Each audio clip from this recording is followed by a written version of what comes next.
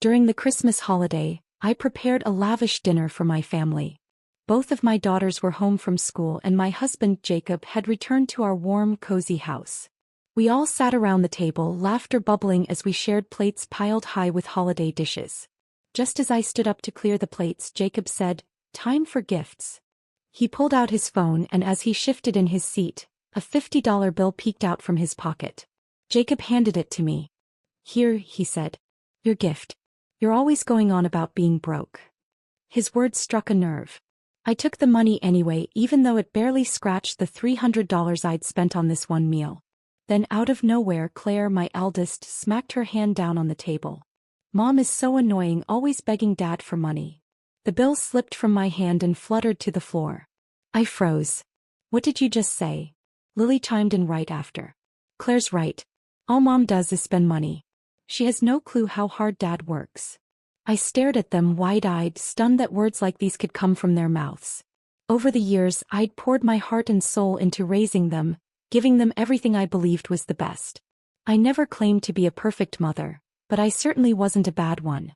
When they were little, they clung to me like I was their whole world. Claire used to whisper sweetly, "I love Mommy the most. When I grow up, I'm going to buy you a big house."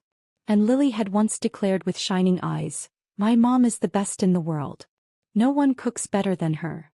Back then my heart brimmed with joy. I gave and gave without ever expecting anything in return. No matter how tired or worn down I was, I gave everything I had, willingly. But now all I saw in their eyes was resentment, like I had somehow turned into the villain of their story. In that moment, it felt like a knife sliced through my chest. The pain was sharp and unrelenting. I pointed at them, my voice shaking. "Who told you I don't make any money?" Claire answered without hesitation. "Then where is it? If you earn anything, how come you've never bought us a single gift?" Lily chimed in, her tone cold. "You stay home all day doing nothing. How would you be making money?" Claire was in high school now and Lily was in middle school. They were old enough to know better. So where was this bitterness coming from? Could they really not see the effort I'd put in all these years? I turned to Jacob. "Was it you? Did you tell them I just sit at home and play all day?" Jacob looked at the girls and said mildly, "Don't talk like that about your mother. She's not just playing, she also cooks and does the laundry." Claire rolled her eyes. "So what? Is cooking and laundry harder than what Dad does at work?" Then Jacob smiled at me like he was humoring a child. "Emily, even our girls understand how hard I work. Maybe you should try being a little more understanding, like them." Lily added, "Dad drives all day and comes home sore. Mom doesn't even give him a massage.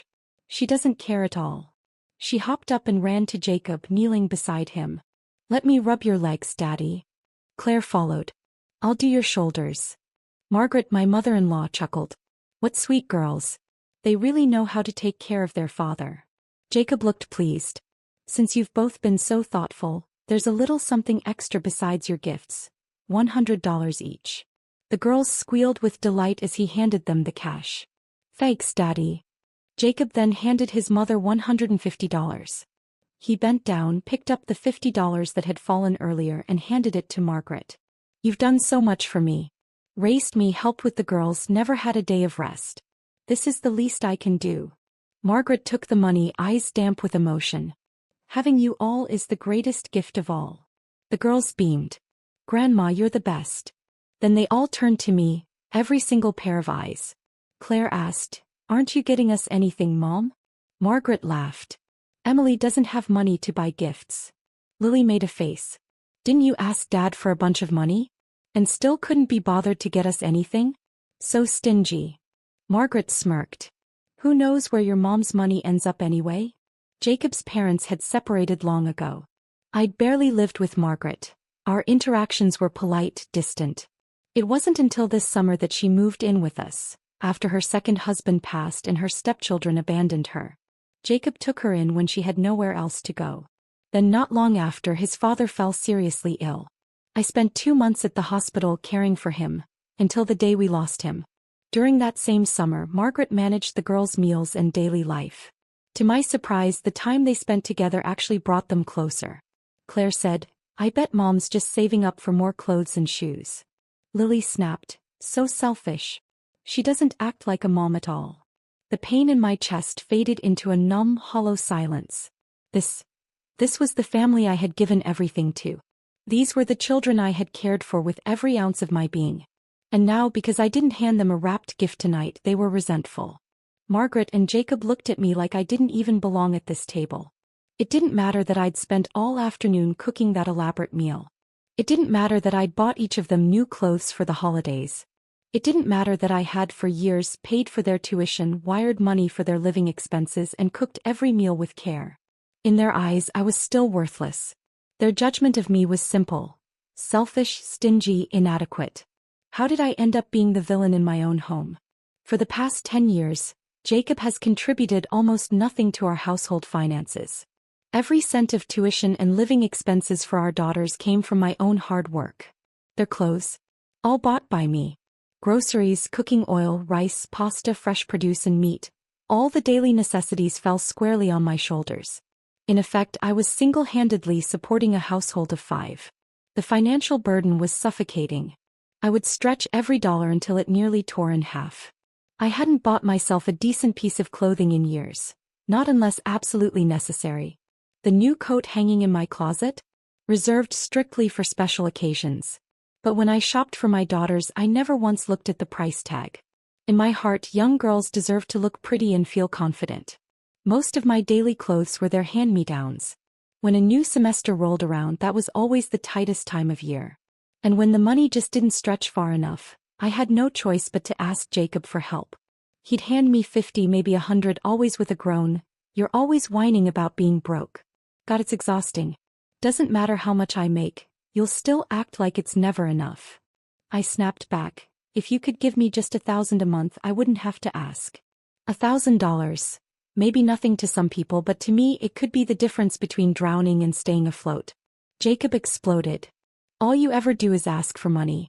Do you have any idea how hard it is to earn a living?" I answered coldly, "And yet I haven't seen a penny of it." That sent him over the edge. "You ungrateful woman. I gave you $10 last month." I laughed, bitter and sharp. $10? That barely buys a coffee." He barked back. "So I didn't give you nothing, right? Then how dare you say I don't help? Look at you now, screeching like some lunatic." I shot back. "And you? Have you looked in the mirror? Acting like a damn freeloader. Won't spend a cent on me but expects to eat like a king." Every meal he demanded meat on the table. "Even if I don't eat it," he'd say, "I need to see meat or I lose my appetite." These arguments never went anywhere.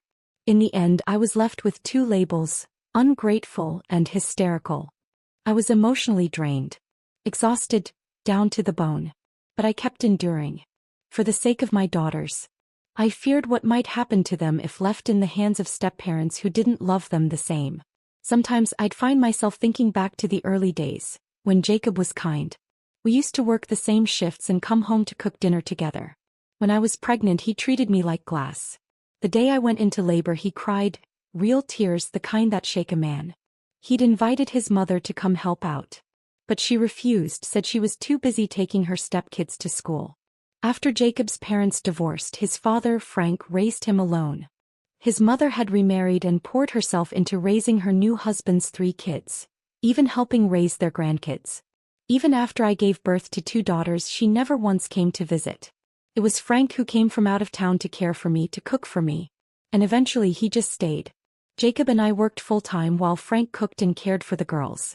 We weren't wealthy, not by a long shot. But our home was filled with warmth and peace. I was deeply grateful to Frank. So when he fell ill, I never left his side. I stayed with him until the very end, until I arranged his funeral with my own hands. Jacob's shift began 5 years ago, with a car. He used to grumble constantly about how working for someone else barely paid the bills, how it chipped away at his pride. "If I had my own car," he'd say, "I could drive people around, make decent money, support the whole family by myself. Then you wouldn't have to be out on those construction sites every day, freezing and sweating." I thought it was just idle talk. But then one day he actually did it, bought a car with a $50,000 loan. After that, he was up before dawn and came home long after dark, driving passengers across the city. He was exhausted, physically wrecked. Most nights he'd come in, collapse on the couch and barely move. Watching him like that twisted my heart. I brewed coffee for him, massaged his shoulders, reminded myself, we're in this together. He was doing it for our future, to make things better for all of us. I couldn't ease his workload, but I tried to take care of everything else, hoping we'd pay off the loan sooner. It wasn't long before he realized the driving gig didn't bring in nearly what he'd imagined.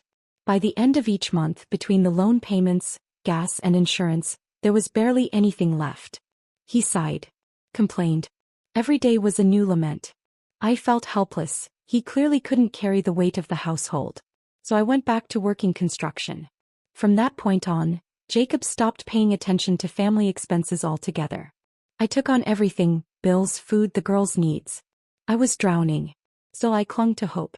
Maybe he'd eventually contribute again. But hope turned into disappointment. The deeper I hoped, the harder I fell. The only time Jacob ever seemed generous was at Christmas. He'd buy expensive gifts for the girls and for his mother and father. The three of them would light up with joy, laughing like kids in a toy store. I, on the other hand, was always left out. One year I joked, everyone got something. Why not me?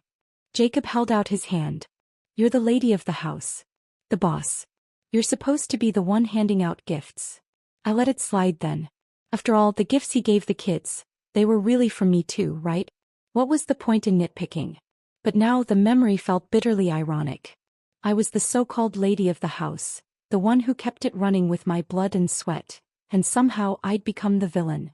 Jacob glanced at the cluttered table and said, "It's fine if you don't have money, but could you at least clean up? It's a mess in here." I almost laughed. How dare he criticize me? Why was I still expected to serve a family that didn't even care? Back when I was swamped with work, I once asked Claire to do the dishes. Jacob had responded, "Why should she wash dishes? One broken plate could cost us. Just wait till you're home." So I asked, "Why don't you do it?" He stretched out on the couch and yawned. "I'm tired. I don't feel like doing chores." And I wasn't? Was I not just as bone tired? Did I ask for this?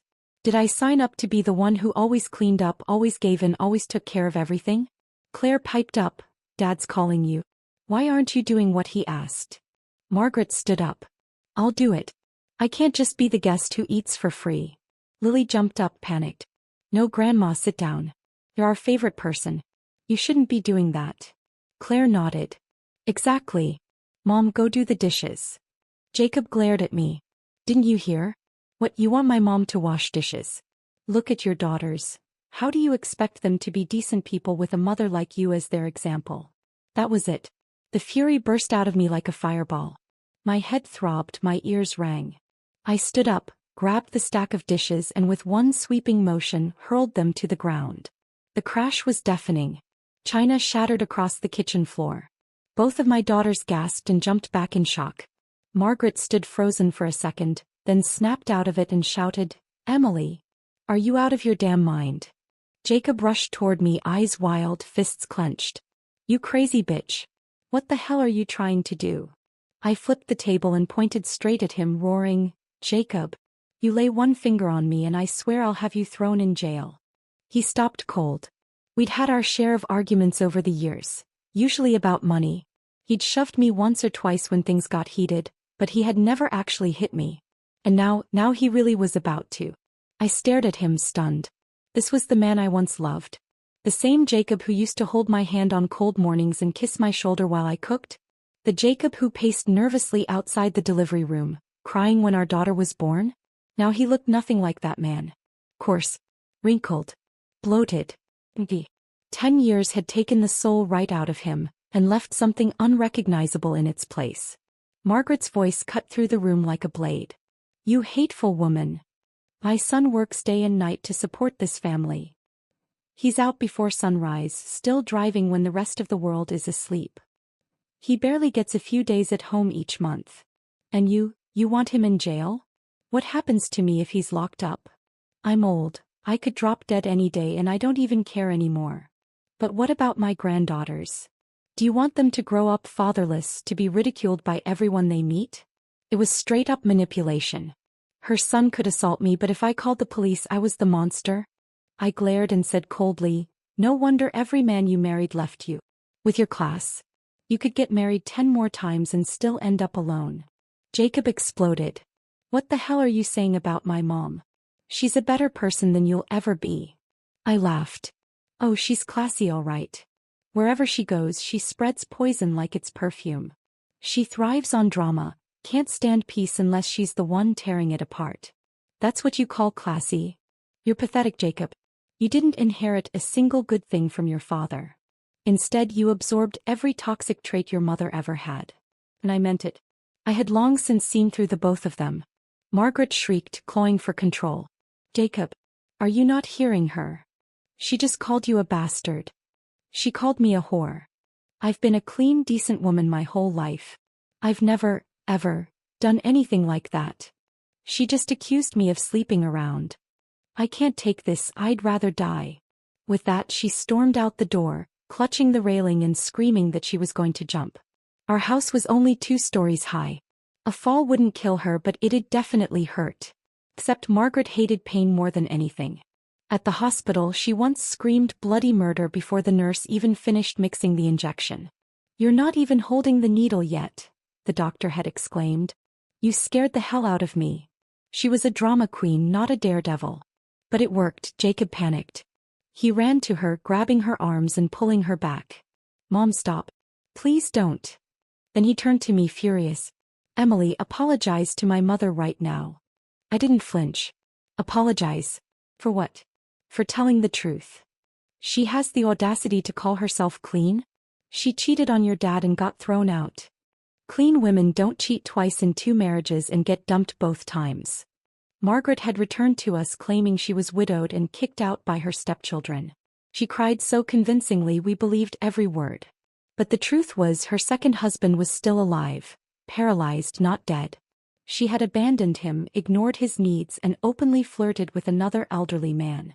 When her stepkids found out, they were so disgusted they kicked her out. Jacob shouted, "You better shut your mouth." Enraged that I was airing his mother's dirty laundry, he raised his hand to strike me. But I moved quickly, grabbed Margaret and pulled her in front of me. His hand landed squarely across her cheek. A hard, echoing slap. I stared him down. What's the matter? Ashamed of your mother now? No matter how disgraceful she is, she's still your mother.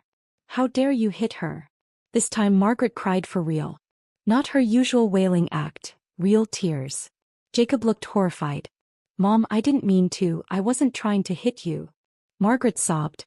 If you don't even have the guts to hit that woman, don't ever call me your mother again. Jacob lost it. He charged at me, seething with rage. I pulled out my phone and dialed. Hello, police. I need help. That stopped him in his tracks. He froze, trembling with panic. Don't call the cops. Emily, please. How would that make me look? And that was Jacob's soft spot. Reputation. He lived for appearances. Always the first to pick up the check at dinners. Once at a fast food joint, someone called him Mr. Davis with mock respect. He puffed up and paid everyone's bill on the spot.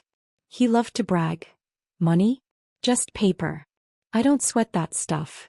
To outsiders he played the rich, generous alpha male. But when I once asked him for $20 to buy our daughter a textbook, he lost his damn mind. Years of being coddled and flattered by friends had made him believe his own hype. To him, image was everything. If I called the police and he was arrested for domestic abuse, it'd be a public humiliation. But here's the thing, I didn't want him anymore. So why should I care about saving his face? Jacob panicked when he saw me continuing to dial, practically begging. Emily, please, I'm begging you. If you won't spare me some face, at least think about my mom and our 2 daughters. Claire rushed over, furious, knocking my phone from my hand. Mom, what the hell are you doing? Lily quickly followed. Mom, Dad didn't do anything. Don't make this worse. Looking at my 2 daughters who were now taller than me, I felt a chill run through my heart. I often wondered if it was my fault, whether I had been too caught up in working, too distracted by survival to properly raise them. But if I didn't work myself to the bone, how would we survive? How would they have a future? I wanted to make money, but I had no time to be with them. If I didn't earn, how could I take care of their needs? But did they ever stop to consider that for me? Now they stood there, angry with me, forgetting how many times they had come to me for help. I had given everything I had for over a decade, but the return I got was less than the handful of gifts Jacob gave them every year. What was the point of raising them anymore? It was clear, they no longer cared about me like they once had. My sacrifices meant nothing to them. I smiled bitterly and said, trying to sound cold, "We don't have any relationship left. What I do from now on is my business." Claire shot back, "That's ridiculous. You're my mom, how can we have no relationship?" My face darkened immediately and I spoke in a low, cold voice, "Don't ever call me mom again. I'm cutting ties with you." The two girls fell silent. Jacob roared, "You really want to cut ties with us?" I gave him a challenging look. "Go ahead, divorce me. Do you dare?" He froze, mumbling under his breath, "Divorce? At my age? Who wants to be a joke?" In his eyes, divorce, domestic violence, even jail time, these were all things that would make him look bad. So he wouldn't agree to it. I said, "So you're too scared? I'll file for a lawsuit." I walked into the room, grabbed my documents and headed straight for the door. As I stepped outside, I realized it was pouring rain. I stood beneath the eaves, feeling lost. Where was I supposed to go? Upstairs, I heard Claire's voice. "Where'd she go?" Jacob replied, "She's probably hiding outside crying. Don't worry, she'll come back and wash the dishes." Margaret's laugh echoed through the house. "Of course. She's got nowhere else to go. Her parents don't care about her either. She'll cry for a bit, then come back to clean up." Lily muttered, "Mom's pathetic. Even her own parents don't like her." They knew exactly how to twist the knife, how to control my emotions. I remembered the times when I'd been so angry I cried. I'd run outside to let it all out, but in the end I always came back to clean up. Despite working until late, the house was always a mess. Dishes piled high on the table, trash scattered on the floor. If I didn't do it, no one else would. Jacob, smug as always, said, "You think crying is going to get you out of housework? You just want to dump it all on me. Well, I'm not doing it. When you're done, I'll handle it." In his mind, all the chores were always my responsibility. He was too tired to do them. The girls were too young. His mother was too old. And I, of course, was the only one who had to shoulder it all. Margaret had spent her life as a housewife, never earned a dime, but in Jacob's eyes she was an icon. He even gave her spending money sometimes. Meanwhile, I worked full-time and handled all the housework, but to him I was worth nothing. How was it fair? How could he hold such double standards? But Margaret was right about one thing. My parents never valued me. But was that really my fault? I was born into a biased family where all the resources went to my brother. Growing up, he was treated like the golden child, always getting the best of everything. He never had to lift a finger around the house. I, on the other hand, was burdened with endless chores. I was always the last one to sit down for dinner, watching as the food was gobbled up by everyone else. I had never owned a brand new outfit. Everything I wore was either my parents' old clothes or hand-me-downs from my brother. Whenever I made a mistake, my parents would berate me. I struggled and fought to grow up, only to be drained by them. Later, when I started dating Jacob, he wanted to meet my parents to discuss our future. I told him everything about how they treated me. He was furious. Why stay in touch with parents like that? After that, I distanced myself from them. They cursed me, even forced me to take in my nephew, claiming my brother and his wife were too busy. Meanwhile, they were both working overtime, hoping to buy a house for my nephew. I despised my family and the way they treated me. Eventually, I kicked them out of my life without a second thought. This was one of the reasons I never brought up divorce with Jacob in the last 10 years. On one hand, I would end up homeless. On the other, Jacob had once given me shelter when I was desperate. Even though our house was old and small, Jacob and his father's care for me made it feel like a true home. Together, we worked to build this 2-story house. I considered it my only place of belonging, and I was willing to give everything for it. But now Margaret and the girls turned all my hard work into accusations, blaming me for everything. My heart had turned to ice. This time, even if I had to live on the streets, I would never go back to that house. I had no feelings left for Jacob and Margaret. This time, the blow from my 2 daughters was simply too much to bear. For 10 years, I had silently endured, all for their future. I had borne Jacob's irresponsibility and Margaret's cruelty. I tried to create an illusion of a happy, harmonious family for the girls. I didn't want them to feel the coldness of a home filled with constant arguments. But in the end, they ignored all the sacrifices I made, focusing only on the efforts of their father and grandmother. Now they had made me completely lose faith in this family. The more I thought about it, the heavier my heart became, and I couldn't stop the tears from falling.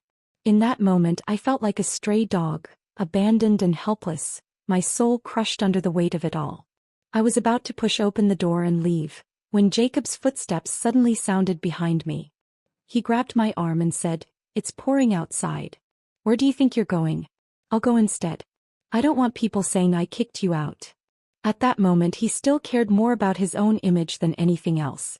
But I was too weak to pull away, so I let him push me back inside. Then he walked out. My 2 daughters immediately ran over, one on each side, wrapping their arms around his, crying out, "Dad, please don't leave. The rain's so heavy, where are you going?" Margaret stood behind me, her face showing a sense of satisfaction. These girls really care about Jacob. He's definitely not spoiling them for nothing. I turned around and smiled coldly. "Oh yes, you've spoiled them. But I've been the one doing all the work. You can love them all you want." I turned and walked upstairs, the house as messy as ever, just as I had expected. No one had bothered to clean. It felt like they were gambling with me, seeing who could be colder-hearted. Tonight I would be the one who was ruthless. I entered my bedroom and slammed the door, locking it behind me. Later Lily knocked. "Dinner's ready." I didn't respond. When it was time to sleep, Jacob knocked again. "Open the door. I'm going to bed." I still didn't answer.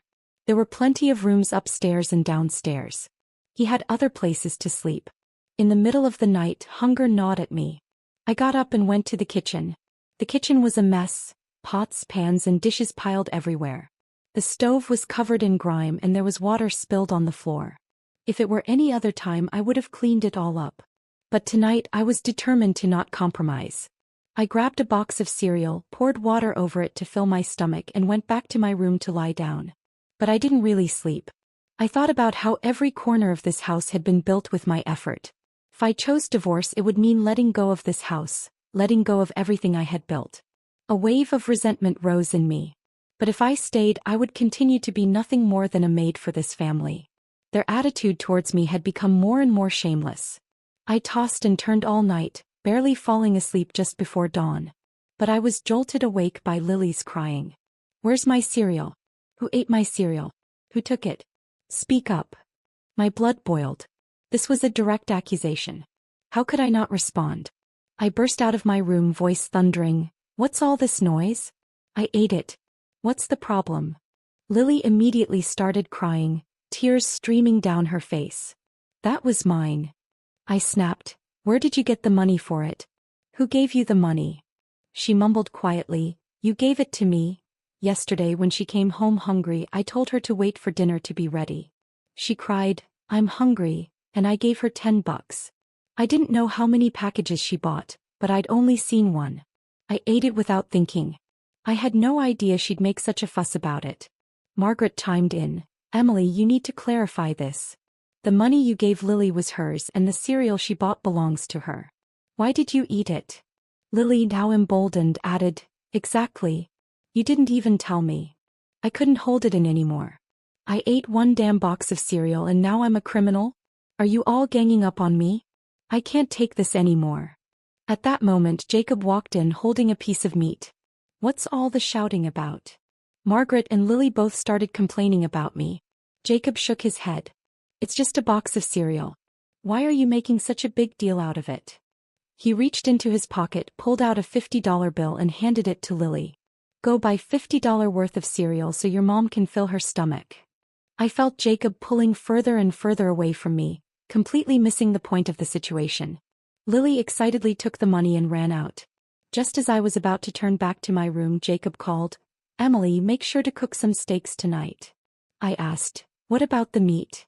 He replied, "Of course you'll buy it." He smiled smugly. I sneered coldly. "Have you given me any money for that? Why should I go buy it?" He shrugged. "We're married. No need to make a big deal out of it." He leaned in, pushing me lightly. "Go buy it and stop complaining." I walked out the door without a word, heading straight to the store. An hour later, Jacob sent a message. "Where are you? It's 6 p.m. and you still haven't come back to cook."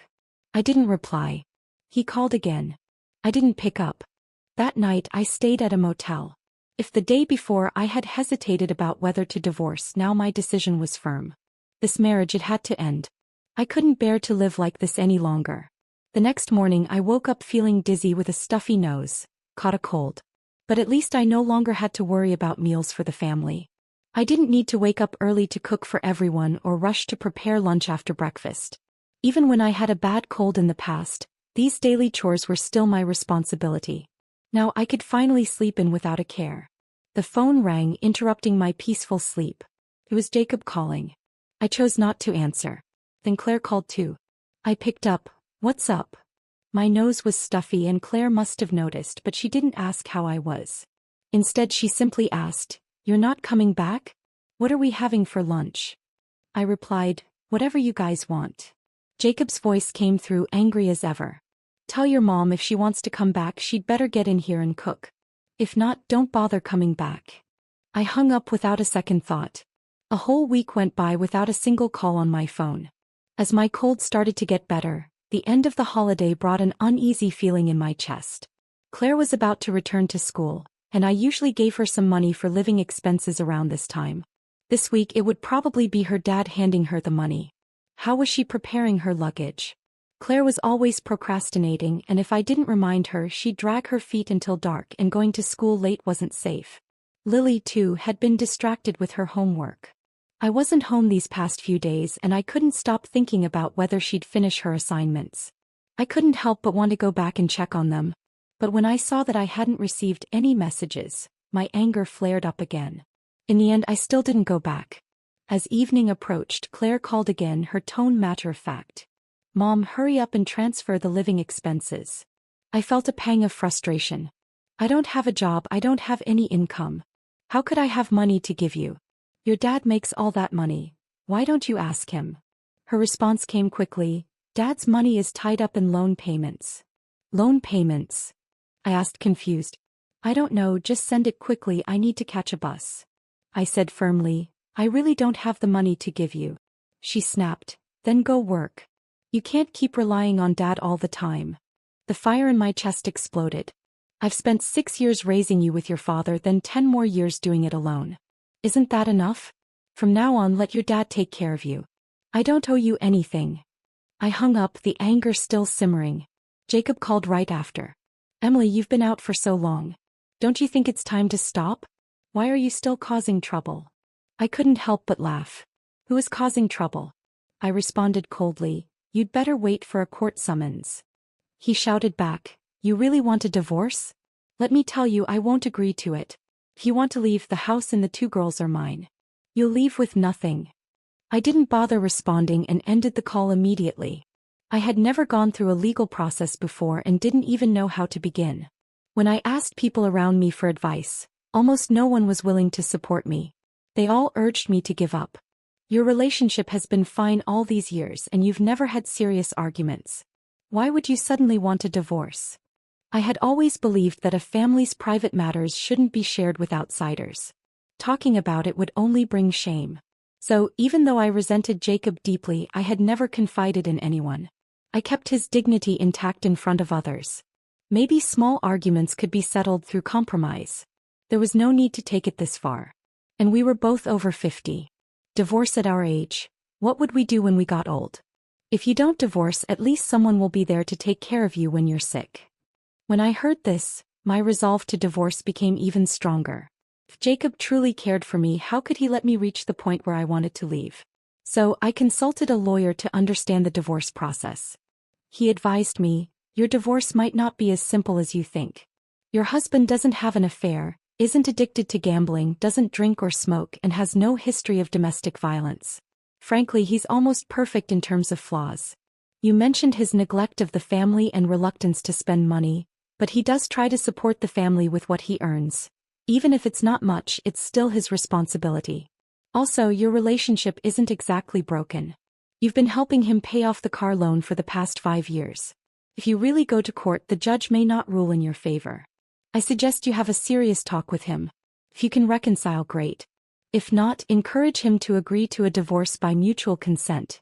It'll be much easier." Walking out of the lawyer's office, I felt a wave of helplessness. Divorce didn't seem as simple as I had imagined. But staying married, the sense of injustice only grew stronger. That night I stayed at a motel. If I had still been wavering about the divorce the day before, now my decision was firm. This marriage had to end. I couldn't bear to stay in it any longer. The next morning I woke up feeling heavy-headed with a stuffy nose. I had caught a cold. But at least I didn't have to worry about feeding the family anymore. I didn't have to get up early to cook for everyone, nor rush to prepare lunch after breakfast. Even when I had a severe cold in the past, these daily tasks were still my responsibility. But now I could finally sleep in without a care. The phone rang, interrupting my peace. It was Jacob calling. I chose not to answer. Then Claire called. I picked up. What's going on? My voice was stuffed up and Claire must have noticed, but she didn't ask about my cold. Instead, she simply asked, "Aren't you coming back? What are we having for lunch?" I said, "Whatever you want." Jacob's angry voice came through. "Tell your mom if she wants to come back, she better get in here and cook. If she doesn't, don't bother coming back." I hung up without a second thought. A whole week went by without a single call or message. As my cold began to ease, the end of the holiday brought a sense of unease. Claire was about to go back to school, and I usually gave her money for living expenses at this time. This week her dad would probably give it to her. I wondered how was she doing with her packing. Claire always procrastinated. If I didn't remind her, she'd waste the whole day and leave for school when it was dark, which wasn't safe. Lily had been distracted with her homework, and I couldn't stop worrying about her assignments while I wasn't home. I couldn't help but want to check on them. But when I saw that I hadn't received any messages, my frustration flared up again. In the end, I still didn't go back. As evening approached, Claire called again, her tone as though she expected it. "Mom, hurry and send me the living expenses." I felt a pang of frustration. I don't have a job. I don't have any income. How could I have money to send you? Your dad makes all that money. Why don't you ask him? Her reply was quick. Dad's money is tied up in loan payments. Loan payments? I asked, confused. I don't know, just send it quickly, I need to catch a bus. I said firmly, I really don't have the money to give you. She snapped, then go work. You can't just keep relying on Dad all the time. The anger in my chest exploded. I've spent 6 years raising you with your father and then 10 more years alone. Isn't that enough? From now on, let your dad take care of you. I don't owe you anything. I hung up, the anger still burning inside me. Jacob called right after. Emily, you've been gone for so long. Don't you think it's time to stop? Why are you still making a fuss? I couldn't help but laugh. Who is making a fuss?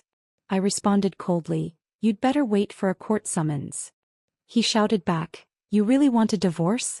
Let me tell you, I won't agree to it. If you want to leave, the house and the 2 girls are mine. You'll leave with nothing. I didn't bother responding and ended the call immediately. I had never gone through a legal process before and didn't even know how to begin. When I asked people around me for advice, almost no one was willing to support me. They all urged me to give up. Your relationship has been fine all these years and you've never had serious arguments. Why would you suddenly want a divorce? I had always believed that a family's private matters shouldn't be shared with outsiders. Talking about it would only bring shame. So, even though I resented Jacob deeply, I had never confided in anyone. I kept his dignity intact in front of others. Maybe small arguments could be settled through compromise. There was no need to take it this far. And we were both over 50. Divorce at our age. What would we do when we got old? If you don't divorce, at least someone will be there to take care of you when you're sick. When I heard this, my resolve to divorce became even stronger. If Jacob truly cared for me, how could he let me reach the point where I wanted to leave? So I consulted a lawyer to understand the divorce process. He advised me, your divorce might not be as simple as you think. Your husband doesn't have an affair, isn't addicted to gambling, doesn't drink or smoke, and has no history of domestic violence. Frankly, he's almost perfect in terms of flaws. You mentioned his neglect of the family and reluctance to spend money, but he does try to support the family with what he earns. Even if it's not much, it's still his responsibility. Also, your relationship isn't exactly broken. You've been helping him pay off the car loan for the past 5 years. If you really go to court, the judge may not rule in your favor. I suggest you have a serious talk with him. If you can reconcile, great. If not, encourage him to agree to a divorce by mutual consent. It'll be much easier. Walking out of the lawyer's office, I felt a wave of helplessness. Divorce didn't seem as simple as I had imagined. But staying married, the sense of injustice only grew stronger. That evening, I returned to the familiar home, only to find it covered in dust. The two girls immediately began to clean up. Memories from the past flooded my mind. Years ago I used to bustle around in the kitchen while the whole family sat on the couch, eagerly waiting for my cooking. Back then I would ask them to help serve the dishes, but the two little ones would always throw tantrums. The idea of helping never crossed their minds. Just then Jacob walked in. As soon as they saw him, the girls shouted, "Dad's home." I couldn't bring myself to care. He walked up to me then said, "Emily, you've been doing well, huh?